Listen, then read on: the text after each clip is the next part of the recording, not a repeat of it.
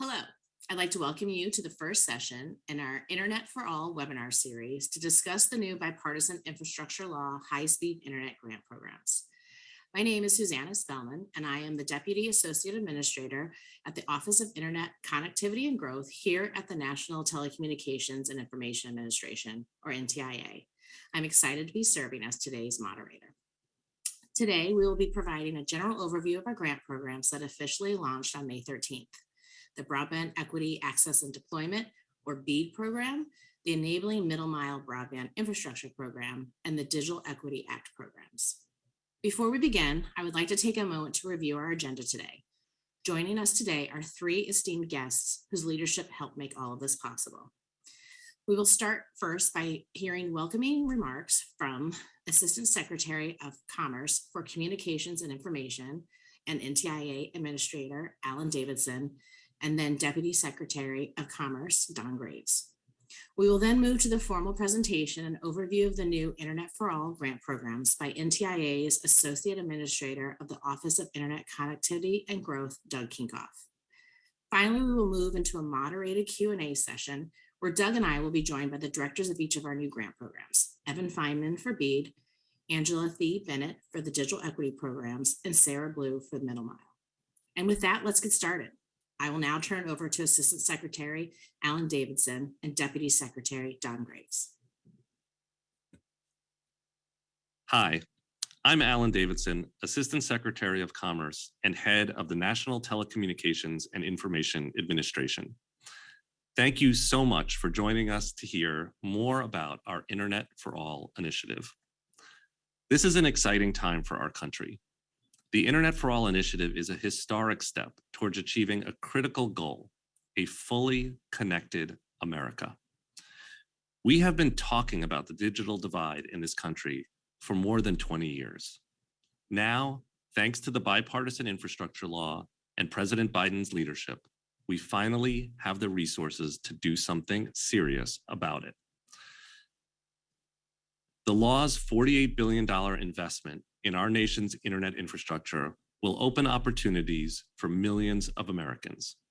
The Bipartisan Infrastructure Law will also give all Americans the access and skills they need to thrive in the modern digital economy. This is an all-hands-on-deck moment.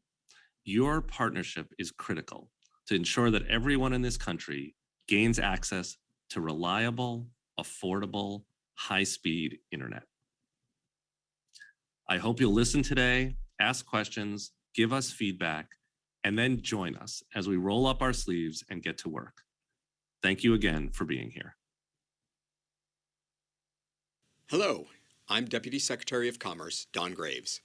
I'm glad that you're joining us today to hear more about the newly launched Internet for All programs. We all know that fast and reliable internet access is vital for everyday life. That's become even more apparent over the last 2 years. Unfortunately, that access isn't always available or affordable. But thanks to President Biden's Bipartisan Infrastructure Law, the Commerce Department is investing nearly $50 billion to bring affordable and reliable high-speed internet to all Americans. Each state will get an initial $5 million to build a 5-year action plan. Following that, every state will receive a minimum of $100 million, with the rest to be divided by need. That includes nearly $3 billion in funding for the Digital Equity Act, which will be used to promote digital inclusion and equity for communities that don't have what they need to take advantage of broadband connections. Finally, our unserved and underrepresented communities of color, our aging populations, and our rural communities will have access to the technologies, the education, telehealth, and critical services they need. With dependable internet access, we'll increase the opportunity for everyone to succeed in the 21st century global economy. So thank you again for being here. Thank you for your commitment to this historic moment, and thank you for your commitment to closing the digital divide. Thank you, both Assistant Secretary Alan Davidson and Deputy Secretary Graves. My name is Doug Kinkoff. I am the Associate Administrator for the Office of Internet Connectivity and Growth, which is part of the National Telecommunications and Information Administration, or NTIA. As part of the Internet for All program launch, we welcome you here today to learn more about the high-speed internet programs. To echo the remarks from President Biden on the recently launched Affordability Connectivity Program, we'll make sure every single American has access to high quality, affordable, high-speed internet. The high-speed internet programs that we will talk about today will help us achieve this goal. The programs we will discuss are funded by the Bipartisan Infrastructure Law, which was signed into law in November 2021. The Bipartisan Infrastructure Law is a once-in-a-generation, $1.2 trillion investment in our nation's infrastructure. This includes the largest ever investments in our nation's high-speed internet, rail, transit, clean energy, and water. And I'm excited for this opportunity to tell you more about high-speed internet programs funded by the Bipartisan Infrastructure Law today. The Bipartisan Infrastructure Law invests roughly $65 billion into high-speed internet efforts through 7 federal programs. 4 of these programs are administered by NTIA. These programs are the Broadband Equity Access and Deployment Program, also known as BEAD, 2, the Digital Equity Planning Capacity and Competitive Grant Programs, and 3, the Tribal Broadband Connectivity Program, and 4, the Middle Mile Broadband Infrastructure Program. Additionally, there are 3 programs administered by other federal agencies. These programs are the Affordable Connectivity Program, which is run by the FCC, 2, the Rural Broadband Programs at the Department of Agriculture, and the Private Activity Bonds. Collectively, these programs help us make sure every single American has access to high quality, affordable, high-speed internet. High-speed internet helps individuals and our country by maximizing savings for education, stimulating growth in the economy, lowering costs for health, and strengthening ties to our communities. For example, high-speed internet helps students over research and apply to college or trade schools. High-speed internet allows businesses to connect with consumers, increase sales, create jobs, and compete for talent. High-speed internet enables patients to utilize telehealth options, lower administrative costs for hospitals, and improve patient health. High-speed internet also fosters ties within the communities and helps first responders to respond to emergencies. All of these programs help close the digital divide, which is the gap between those who have high-speed internet and those who have limited or no high-speed internet. The digital divide is made up of several components, including lack of access to high-speed internet, meaning many Americans live in areas that are not covered by high-speed internet services or where service is not reliable. Lack of affordable high-speed internet options, meaning Americans cannot afford to pay for the cost of devices or monthly service, and limited adoption of high-speed internet because individuals are not aware or available of service offerings or lack the digital skills to participate online. Addressing the digital divide requires more than just access to affordable, robust, high-speed internet, though. Maximizing the benefit from high-speed internet also requires tools and services such as access to digital literacy, training, and measures to ensure online privacy.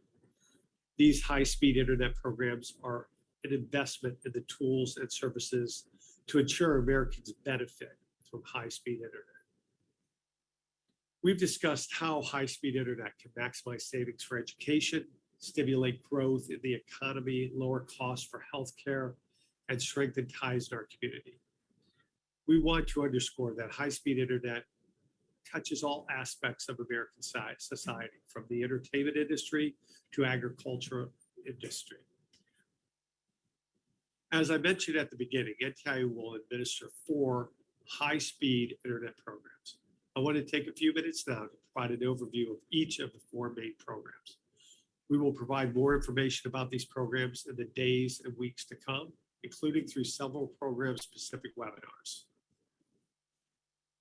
The Broadband Equity Access and Deployment Program, or BEAD, is the largest of the 4 programs. The program invests $42 billion to help to get all Americans online by funding projects to build infrastructure where it is needed. increasing the adoption of high-speed internet.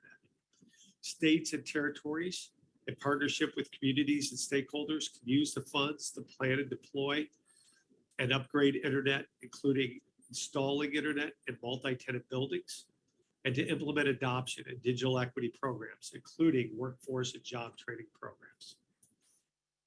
The digital equity planning, capacity, and competitive grant programs are technically 3 programs. One for planning, one for capacity implementation, and one competitive grant program that promotes digital inclusion and advanced equity for all Americans. The DE programs include $2.75 billion in funding, including $60 million for states and territories to develop digital equity plans, $1.44 billion for states and territories to implement those plans and promote digital inclusion, and a $1.25 billion for certain entities like political subdivisions, tribal entities, nonprofits, community anchors, local education and agencies, workforce development organizations to implement digital equity and inclusion activities. Together, the 3 DE programs aim to ensure all communities can access and use affordable, reliable, high-speed internet to meet the needs and improve their lives. The Tribal Broadband Connectivity Program is additional funding for an existing program to help tribal communities expand high-speed internet access and adoption on tribal lands. The Tribal Broadband Connectivity Program includes $2 billion in additional funding for additional new grants and to fully fund grants from the first round of awards. The original program has been amended in 3 ways: to extend the time frame for applicants to file, to allow grantees to spend up 2.5% of total project costs on planning, feasibility, and sustainability studies, and preserve unused allocated funds for other tribal broadband projects. The Middle Mile Grant Program will expand middle mile infrastructure to reduce the cost of connecting unserved and underserved areas. Middle mile infrastructure refers to the midsection of the internet infrastructure that carries large amounts of data at high speeds over long distances. Middle mile infrastructure connects the backbone of the internet infrastructure to the last mile, which connects to the end users. The Middle Mile program includes $1 billion in funding to construct, improve, or acquire middle mile facilities and equipment. Every type of stakeholder plays a role in these high-speed internet programs, including the select stakeholders shown here, from telecom providers applying directly for BEAD subgrants or middle mile grants, to deploy high-speed internet infrastructure to community organizations serving as the voice of their community, to state leaders who are developing broadband and digital equity plans. There are many ways stakeholders may get involved in the programs, and it is incumbent on each of us as individuals, representatives of organizations, and community members to lend our voices to the conversation and ensure we make the most of this historic investment. We look forward to continuing to work with all of you on these historic high-speed internet programs. We encourage you all to go to the newly launched Internet for All website at internetforall.gov to learn more about these programs and familiarize yourself with the notice of funding opportunities. We encourage you to engage with your state or territory regarding their plans to improve high-speed internet access. Additionally, we invite you to submit questions to internetforall@ntia.gov and attend future NTIA webinars, which will provide more information about these exciting programs, including additional guidance for program applicants. Thank you very much for your time and attention today. I will now turn it back over to Susanna to open it up for a discussion. Thank you.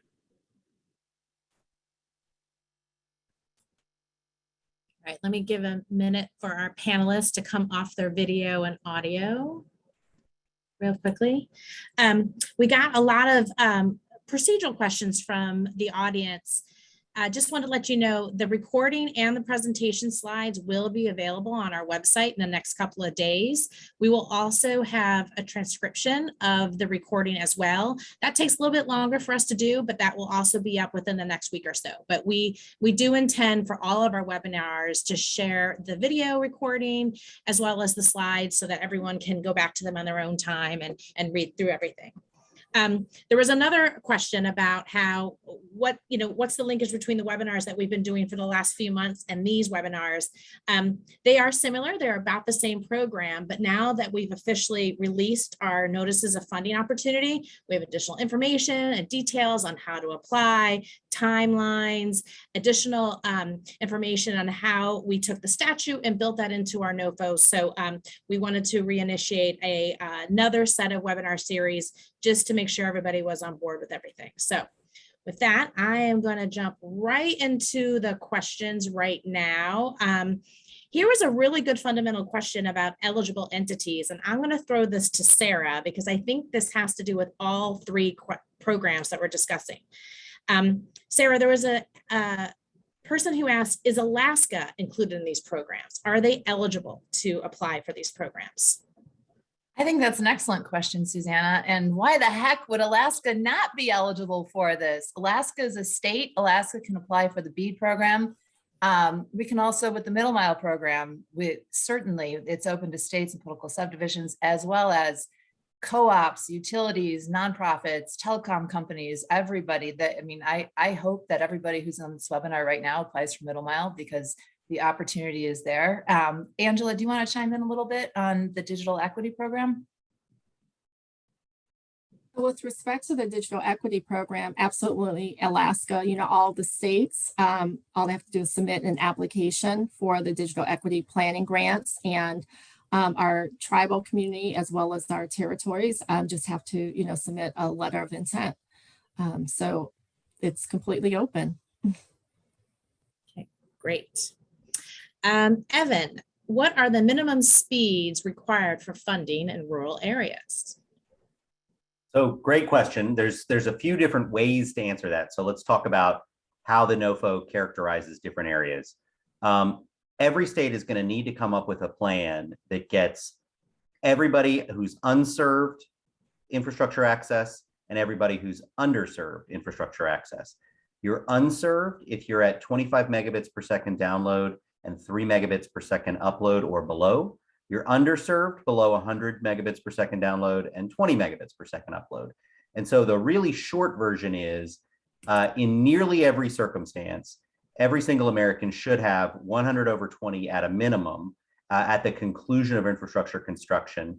The few exceptions to that are people who are truly remote, at which point a more economically efficient way to get them online would be permissible, and community anchor institutions for which we're looking at a minimum of a gig symmetrical. All right, very good. We had a question about one of our other IJA programs, but it's also a program that's been part of the CAA programs that we've been currently administering. So I'm going to give this to Doug since he knows a lot about the tribal program. In particular, will the tribal broadband connectivity program include state recognized tribal nations? I'm sorry, clarify that question. No, clarify the question for me again, Suzanne. For the IJA implementation of the tribal broadband connectivity program, will state recognized tribal organizations be eligible to apply? So tribes will not independently be able to apply, but states will have an obligation to include them in their. Hold on a second, Doug. This is for TBCP, not BEAD. Sorry. So, okay.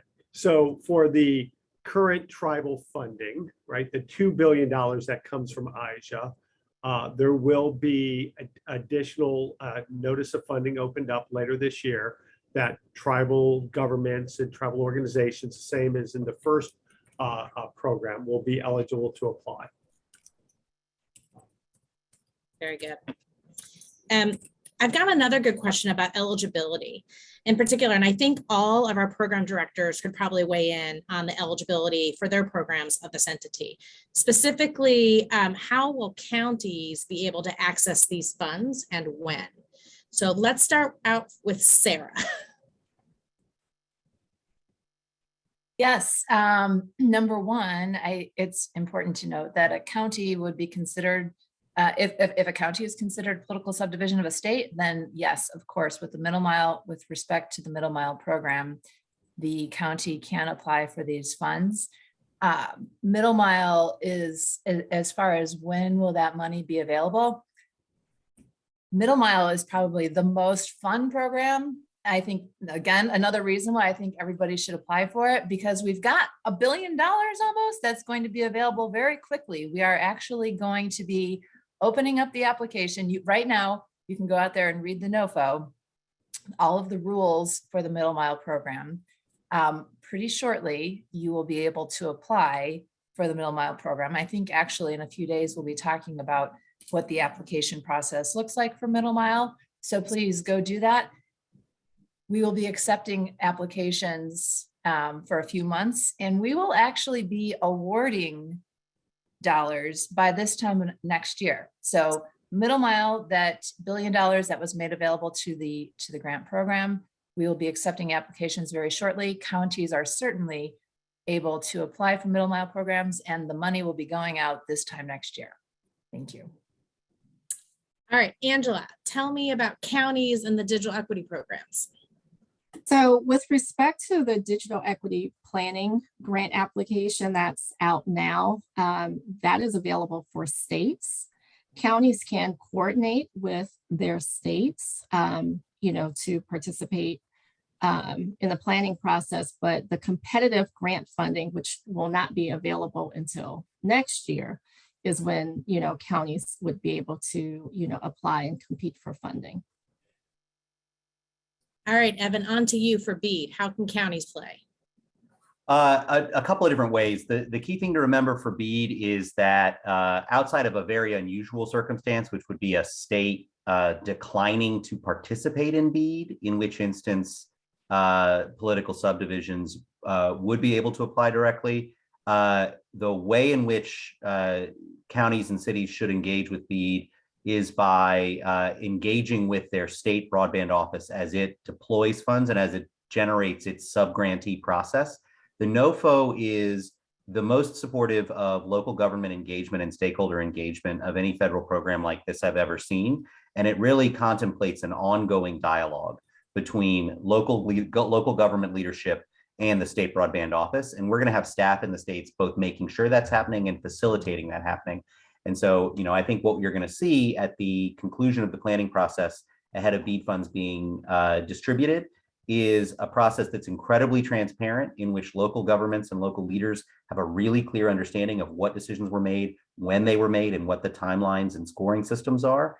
And everybody's going to have an opportunity to weigh in before any final or even intermediate decisions are made. Thank you. I have another question that I think applies to all programs. Somebody asked about which programs require local contribution, and I'm implying that to mean non-federal match or cost share, et cetera. So I know this is a tricky question because cost share is dependent on, where you are in the program, which program, but let's start with Evan, you go first in terms of cost share for BEAD. Sure. So the BEAD program contemplates a match. The question is, there is not a requirement that it be a local match. However, I think we want to be really clear that the 20% match that is contemplated under BEAD, and that match, by the way, should escalate, right? So that's sort of the minimum match. We expect that in places that are more economically efficient, that the primary provider of match will be the ISP or the network owner and operator. There will be an opportunity for a wide variety of sources of funds. Some projects are going to be complicated and expensive and hard, and you're going to have a capital stack that's going to include philanthropic or corporate funds, that could include local funds, that could include other federal programs that are eligible for use, especially here we're thinking about ARPA funds, some of which are controlled by local governments. I said there's no requirement that there be local funds. There are instances in which match will be waived entirely because the costs are already too high, and it makes it economically inefficient or impossible to undertake a project with that match requirement. And so all of that is to say the basic sort of standard BEAD project will contemplate a match coming from a wide variety of eligible sources at or above 20%. Yep. But note that no match is required for the initial planning funds that the states are able and eligible to request right now, states and territories. Angela, what about digital equity and match funds or in-kind funds? So fortunately, digital equity has no match requirement, but I will encourage states to, leverage the digital equity, dollars, because we do want the programs to be sustainable, once the program, is completed. And with this funding, we know that that's much more is needed to, advance the digital equity work, so encourage leveraging. And Susanna, Doug, I just want to make one point. Evan, it may have just been a mistake. It is 25% or greater for the BEAD program, not 20%. So I just want to clarify Sorry that. about that. No, not a big deal. The NOFO's been changing literally up until like the day it was released. So this is just. And just to clarify, as I think Evan alluded to this, many different types of sources, but it can be cash and it can be in kind. So contributions can also be done through that channel. And I think that's underscores what Angela was trying to share, how in kind, while some of these organizations that would be performing the digital equity grants may not have cash, they have a lot of in-kind resources, the time, the elements, the office space, et cetera. And we'll have a lot of guidance coming out about what are eligible in-kind resources so organizations can understand what they can leverage beyond just straight money. Sarah, last to you in terms of in-kind and match requirements for middle mile. Yeah, thank you, Susanna. On the middle mile program, yes, there is matching that is required of at least 30%. That's 30. That is quite a bit. Though that match amount, they're kind of like what Evan mentioned, that if you are able to match a little bit more, we take that into account. It can be cash, it can be in-kind services, it can come from a variety of places. Maybe it's services that are being offered, maybe it's materials that are being provided. We've also, there's also, when you read the NOFO, you will see that in general, federal funds may not be used as non-federal, as the match amount, unless it is expressly provided by a federal statute. So there are some programs that would allow you to use their monies for match on the middle mile program. And so that's something to be aware of. Thank you for asking. And then I did see in the chat another question pop up in particular about the tribal program and match. Right now, the CAA programs do not require match, and I do not believe that that is a requirement in the statute for the tribal program as well. And Sarah, do you also want to elaborate on the tribal potential to waiver for match for middle mile? Yes, there's yeah, that's a great question. There is the ability to waive that on the tribal program if you are applying to the middle mile program. Awesome. All right, real quick question. I'm going to answer this because this is a world I've been living in. Will application templates be available? Yes, we are working hard for all programs to get all application questions, templates, materials posted on the Internet for All website, as well as on the Broadband USA site. For the programs that are accepting applications right now, those templates and application guidance are available on the website. And then hopefully by the end of this week, we will have the templates and forms to fill out for middle mile, including the questions. You will see it's a little bit more elaborate than the state programs because it is a competitive program and we're funding very robust middle mile networks, but that will be available. And the Salesforce portal, which we have nicknamed the NTIA grants portal, will be opened and accepting applications for middle mile June 21st. But states and territories who are ready to submit their letters of intent and or applications, and as well as for digital equity, those tribal entities and territories who want to submit letters of intent for digital equity, they can create logins in the NTI grants portal, and there's grant guidance on our website to help walk them through that. So that was just a PSA on applications. So Real quickly, this is a question here, and then I'm going to throw this over to Evan, in particular about the FCC maps and the implications on the timing for the BEAD program. Was that the whole question? Or Well, there's a lot of questions about FCC Gotcha. maps. How does that impact the timing for BEAD, and what are we doing about that and whatnot? So got it. there's So, a yeah, lot of all right, questions. so yeah, talk about the FCC maps, Evan. Got it. FCC is going to be coming out with some maps toward the end of this year that are a wild and dramatic departure from the mapping strategy that was previously used. So previously, FCC used a census block approach. I think everybody who's on this webinar is familiar with the ways in which that was flawed. And so they are now moving toward a location-based approach, which will be an attempt to capture every single potential service location in the United States. That's obviously a really significant undertaking and one that's going to be very challenging. FCC will be the first to admit that the map that they put out toward the end of this year is going to be a draft. They're going to have done their best. And then we're going to need state and local partners, as well as our partners in the territories, to help improve that map. And so there's a challenge process by which FCC will be undertaking and hearing people saying, actually, you're incorrect. There's service here, not there. There's service there, not here. There's not service in this location. There is service in that location.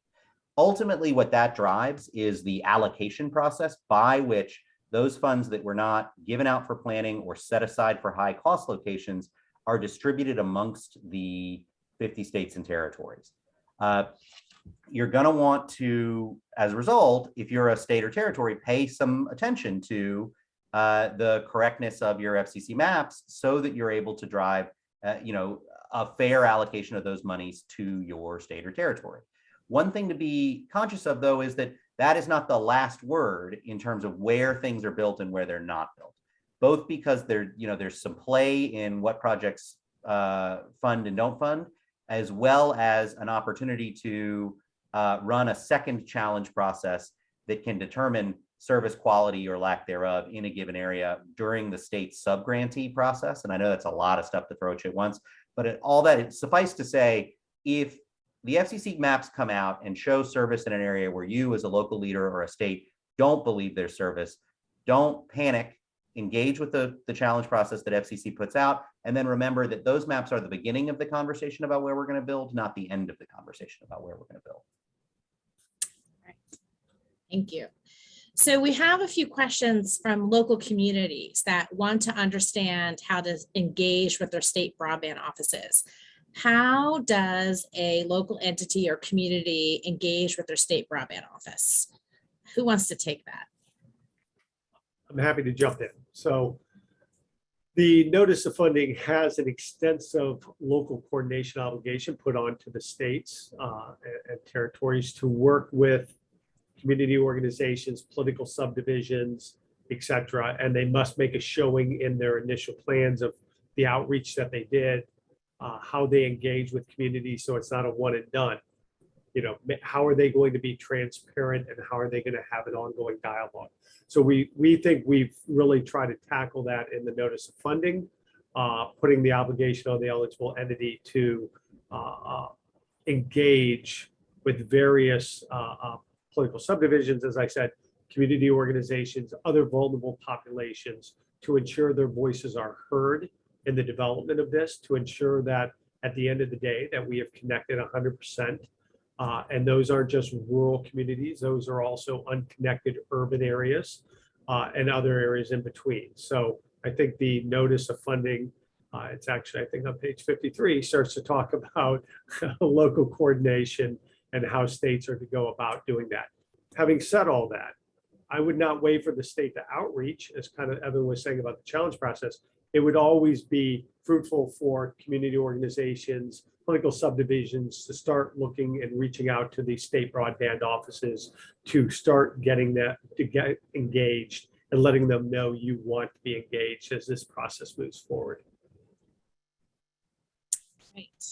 And then if I could just add, if folks on the call want to identify the contact persons for the state broadband office, it is on the Broadband USA website. So you can go to the Broadband USA website, click onto the menu and to resources, and it will, and click on the state, and you'll be able to locate the contact information. Great point, Angela. So here's a good question, Angela. Will the formula used to calculate the state digital equity planning grant allocation as specified in the NOFO be the same as the one that is used to calculate the eventual capacity grants?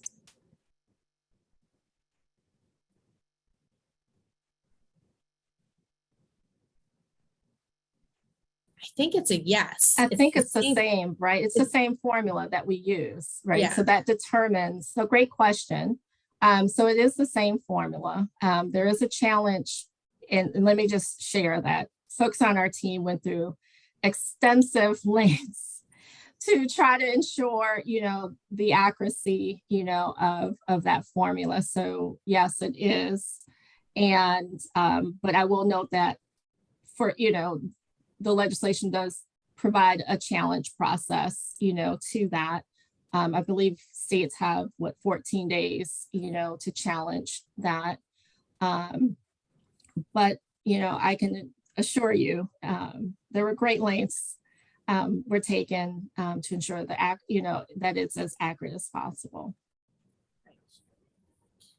So here's a question for Evan and also for Angela. I think some folks are trying to understand how local communities will get money, in particular for the state BEAD program, as well as the state digital equity programs.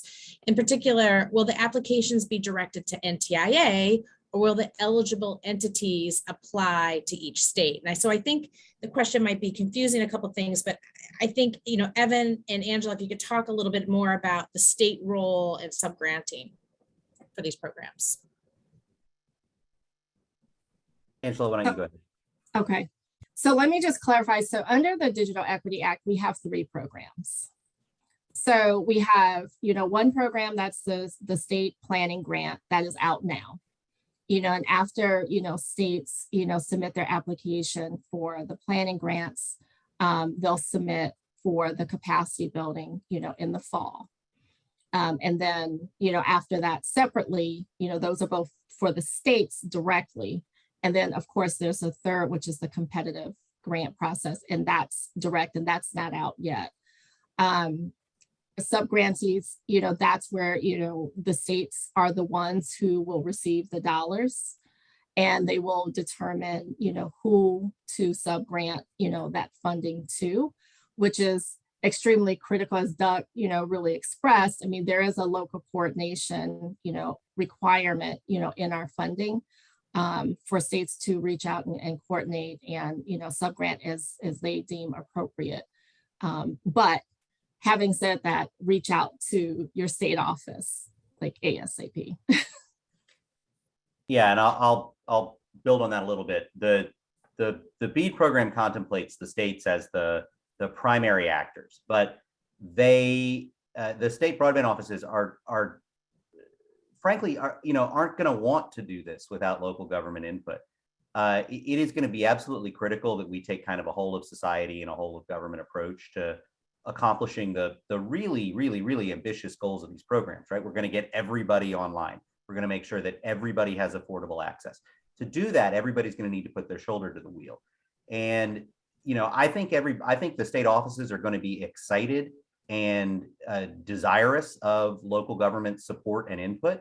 But I also want to be clear that, we are the enforcers of the NOFO's requirements. And so if our team hears that a state is not doing the kind of robust, ongoing, deep engagement with local government actors that the notice of funding opportunities contemplate, that's going to be a real problem and something that'll need to be corrected before we could ever approve any distribution of funds to the states.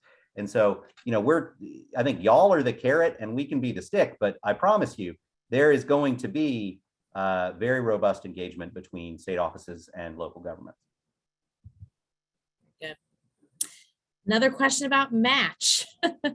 And I think this only really applies to middle mile and BEAD, but so I'm going to start with Sarah. Does greater match mean the application is more competitive? Will they get more points? That's a great question. Thank you. And thank you for considering that, because a 30% match is a large amount. The goal in requesting this kind of a match is the only way to bring affordable, high-speed internet to all Americans is we have to make the dollars go as far as we can. So yes, match is required, certainly for middle mile program.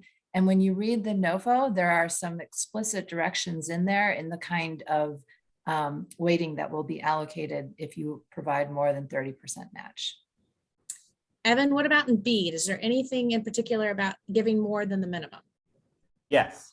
So similarly, there are going to need to be competitive processes within each state to determine who the subgrantees are, both for infrastructure construction and for digital equity funding that comes out under the BEAD program. In each of those instances, we're going to look very hard at, are we being really efficient in our use of taxpayer funds?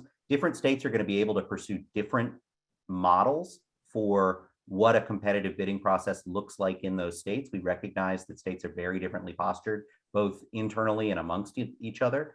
But in each instance, it's going to be, are we sure that we are that enough money is coming to the table that this is going to be a viable project in an ongoing basis, and that we're not creating significant windfalls, rather that we're kind of right sizing awards on a project by project basis to ensure that the dollars go as far as they possibly can. So here's a question that I'm going to just take. It's real quickly. Do states have to submit the rest of the application after the letter of intent to receive the $5 million in planning funds, even if they ask for it in the letter? Yes, you do. It is technically a grant, and there are Department of Commerce and federal regulations that require minimal submission of budgets and narratives to explain how you're going to spend that money, so that our grants office partner, which is NIST, can review along with us and award those funds. So there are some of those federal checks and balances that we have to do. Unfortunately, the LOI doesn't automatically mean instant 1.25 million for territories or 5 million for states. But the application is very slim. It doesn't require a lot, just good budget information and some narratives. And we're working to review them as they come in and process them and award them as quickly as possible. Here's a really good question, and I'm going to throw this to Doug. In terms of affordability as a determination of served or unserved, is that part of the component for determining unserved or underserved? So what will determine unserved and underserved is based on the speeds, but utilizing the FCC map. So unserved locations will be anything below that does not have access to speeds of 25 megabits down to 3 megabits up. And the FCC will utilize the new location-based maps to identify those locations that are serviceable but below those speeds. And that will drive the allocation of funding. Unserved will be those areas that are identified that have 25.3 speeds, but less than 100 megabits down to 20 megabits up. So again, the funding allocation will be based on the number of unserved locations. Affordability is not tied into the funding mechanism. However, is it a consideration, for example, that the states could use and apply as they think through their subgrantee process? Yes, I mean, as they look to subgrantees, right? We have prioritized fiber builds as the primary, right? Those that meet the conditions of prioritization, fiber end-to-end will be priority projects.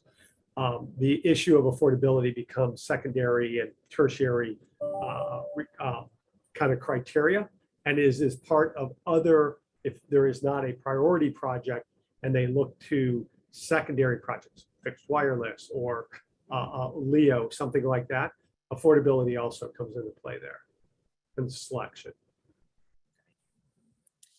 I see a question about an entity or a webinar participant said, hey, we've got the LOI, we see the template. They want to know how to apply for the state digital equity planning funds, Angela. I'm sorry. They would go into that portal and submit. I mean, they would go into the portal and then kind of, I'm trying to think of the steps to it, but if they have a login to the Salesforce portal, the NTIA, they should be able to select digital equity as a program and pull that down and submit their application that way. Yeah, I think on the Internet for All site digital equity page, there's an apply now button that leads you to that portal so that you can set up your actual login. And then it'll also include the materials by which to fill out. But that is definitely open and eligible for people to apply. All right, we're getting a lot of questions coming in, and some of them are questions. I just want to know, some of these questions, they're still new. The NOFOs are new. If we don't get to them on this webinar, we do plan to take these questions and create them as FAQs and post them on our website. We will have FAQs posted later this week. And our hope is to periodically and as quickly as possible, as we get more questions from these webinars or inquiries that we receive via email, to publish those FAQs, because I know if you have the question, you're not the only one. Others are going to have that question too. So, so if we don't get to your question, just know we will get to it. It'll just be published publicly. Oh, go ahead. Thank you. Susanna, I just wanted to clarify in case I misspoke there, but when you look at the primary criteria of prioritization of projects, affordability is one of the 4 primary criteria that they looked at. So it would be, minimal BEAD outlay, affordability, and fair labor practices for priority projects. So I just wanted to clarify that if I implied that it was a secondary criteria. Actually, primary. Oh, thank you. Evan, we're having some questions about the 5-year broadband action plan that the states are required to submit if they accept planning funds. They're curious about how NTIA is going to use those and if we're going to score them or send them back or just how they're going to be used in this broader BEAD process. In essence, that's the first and broadest cut at the problem. It gives us a really good sense of where a state is and what the state's thinking is. A lot of different states and territories are going to take different approaches. Some of that I think we'll agree with and think is really smart. Some of that we're going to ask to learn more about, depending on why a state may have made the decision to pursue X or Y or Z strategy. And so that 5-year action plan is going to give us that first cut. We're going to be putting staff on the ground in almost every state. And in each instance, if there's not a staff person in your state, there's one in an adjacent state who's handling both states. Those folks are going to live and breathe those action plans as they work with the state office to develop the initial plan, which is the first more formal and holistic document that should wrap up all of the broadband plans, both on BEAD, but also digital equity, middle mile, and tribal, so that there's a single holistic document. So, the really short version is we want to keep getting more and more and more granular slices of how is this problem going to get solved for everybody as each iteration of the plan comes out in a given state. All right, perfect. Angela, here's a really good question, but I know you know this because it's something that you have brought and infused and helped me understand. How do you define digital literacy, and what resources can you suggest for what people knowledge and skills are needed for digital literacy? So, digital inclusion, are the tools. So when we say equity, digital equity, if you think of it, digital equity is the endpoint, right? That's where we will get everyone to fully participate, in our society, the full digital citizen. Digital inclusion are the tools and the resources to get you there. As far as resources, I would, direct people to the NDIA, National Digital Inclusion website for, excellent, resources, to help, direct them in, different states because they have, a great network there. A lot of folks are on the ground doing this work. I would reach out to the libraries. The libraries are doing tremendous work in the digital inclusion space. Our health institutions, as well. And, of course, with having to go on to remote learning, our school systems are also doing a lot of work in, not only doing remote, but now transitioning to, this hybrid, environment as well. Right, very good. And just to follow up, I think some folks are curious. the timeline for which the state digital capacity and then the state, actually state digital equity capacity grants, and then the digital equity competitive grants, when those NOFOs might be released. So the state digital equity planning grant is due July 12th. And in the fall, we will begin releasing awards, and that's when the capacity, grants will become available. And then they have, 1 year to develop. They have 1 year then to develop a plan for the capacity grants. And then afterwards, we'll begin issuing the NOFO for the competitive. So it sounds like 1 year after every state submits their plan, then we'll release the competitive state capacity grant. And then once that state capacity grant program starts, then we'll release the competitive grant based on how they're sequenced in the statute. Correct. Okay. All right.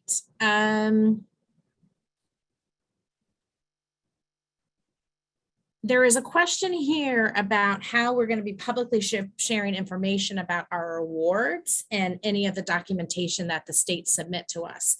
In particular, if their applications will be available for public review so that that communities can better understand how states are itemizing and requesting, planning funds or the 5-year plan.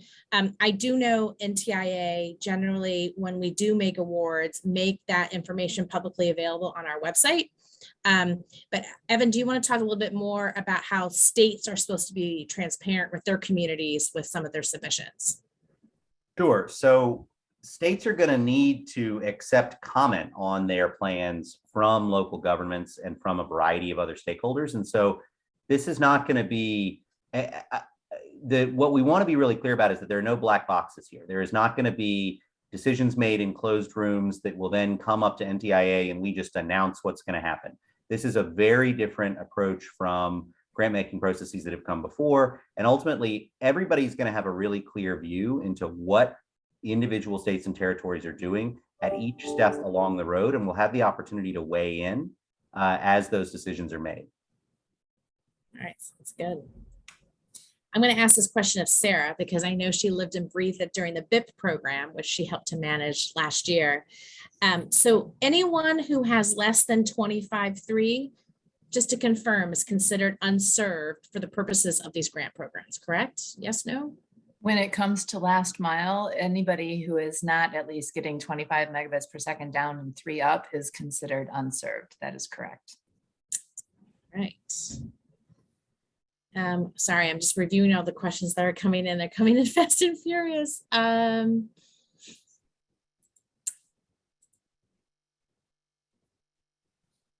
one question also was whether or not awards would be awarded on a rolling basis generally. And I think we could go through each of the programs. Let's start with Evan first, and then I'll tick through each of the programs. So sort of. The states and territories will be on slightly different schedules depending on when they get things into us and then when their deadlines are.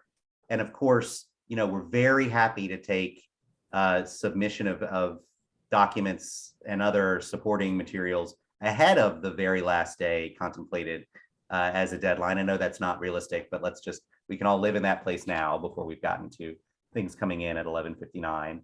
But in essence, it's gonna go in bunches, and so you should anticipate that states will get most states will get their planning funding around the same time. Most states will get their initial allocation of funds, their 20% of their potential funds around the same time, and most states will get their remaining 80% around the same time. So it's not going to be on a rolling basis in that sense. There will be a little bit of play between when states come in and when they have to hit their deadlines, but not a lot. Angela? So similar to with digital equity, so for the states, we're planning on doing bunches as well. It looks different for territories and tribes because they're submitting their letters of intent first. So we can, determine, how many applicants there are to determine the allocation. And then, once we get that number in, then they will submit, their applications and their budgets as well. Sarah, how about for middle mile? Middle Mile will also be rolling awards, but I'll also point out that when you read through the NOFO, you'll see the applicants will first be rated with it. There will be the initial criteria search, then there will be merit review that will be completed, and those applications which score above an average of 80 and meet a few of the criteria will then be prioritized for programmatic review. We list out the steps we will be taking in programmatic review. And then finally, we're going to make sure that we're geographically and size diverse in terms of the awards. So it is technically rolling, but I think honestly, by the time we account for all the applications that are going to get through, it will be rolling in very short intervals, maybe one after the other, pretty close, pretty much at the same time, very close to one another. Right. I'm going to do one last question because we're hitting almost 4 o'clock, but just a reminder, we will have additional webinars that actually deep dive into each program this week as well as next week. So please look at Internet for All. Also, Broadband USA is it's one of our original websites that we've had within NTIA to support technical assistance of communities and their broadband efforts. But then there's also our newly launched Internet for All website, which details all of these programs as well as other federal broadband investment programs that have been funded through the Bipartisan Infrastructure Law. So one last question. Oh my goodness. Here's a really good question about, I think, TA. And I think we haven't talked about what NTIA plans to do in terms of TA. Someone wrote, we have found that awareness and advocacy are a challenge, require constant presentations. Does NTIA provide a playbook, suggestions, materials to move local, county, and state organizations to realize the need and embrace the initiatives?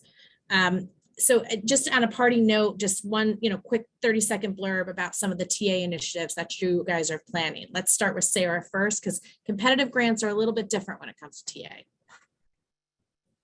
You're right, Susanna, it is competitive, so we won't be able to help as much as we want to, but we will.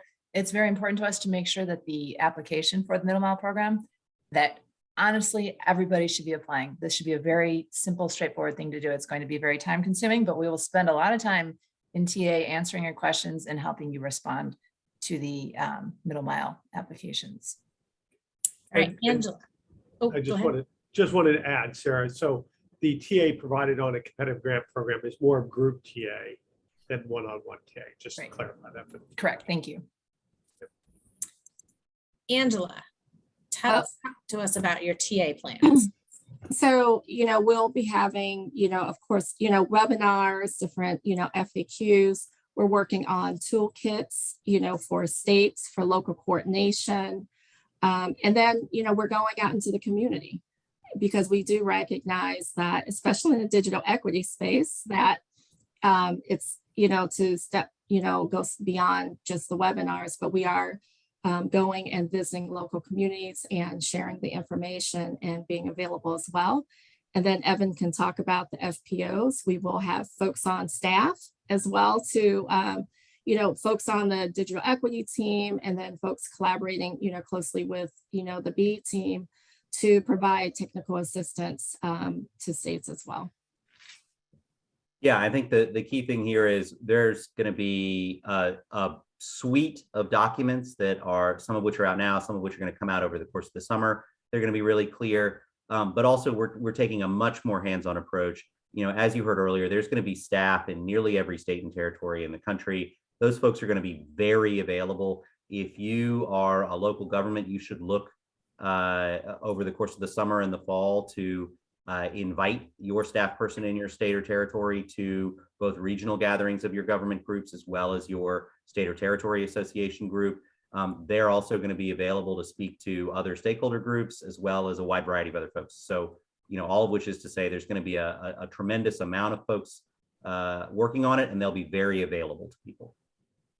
No, thank you for that. I mean, we are just as committed as you are to helping your communities get broadband. So technical assistance will be wide and abundant. And we're also open to ideas of where and what types of technical assistance you need. We don't know all the answers, and we want to work with the states and communities to help understand what they need and provide that. So with that, thank you so much, all of you, for joining our inaugural post-NOFO Internet for All webinar. And as I mentioned before, there are plenty of webinars teed up for the rest of the week and next week, and will also be scheduled for the rest of the year, given technical assistance, other program updates, et cetera. So thank you again for joining us, and have a great rest of your day. Thank you. Thank you.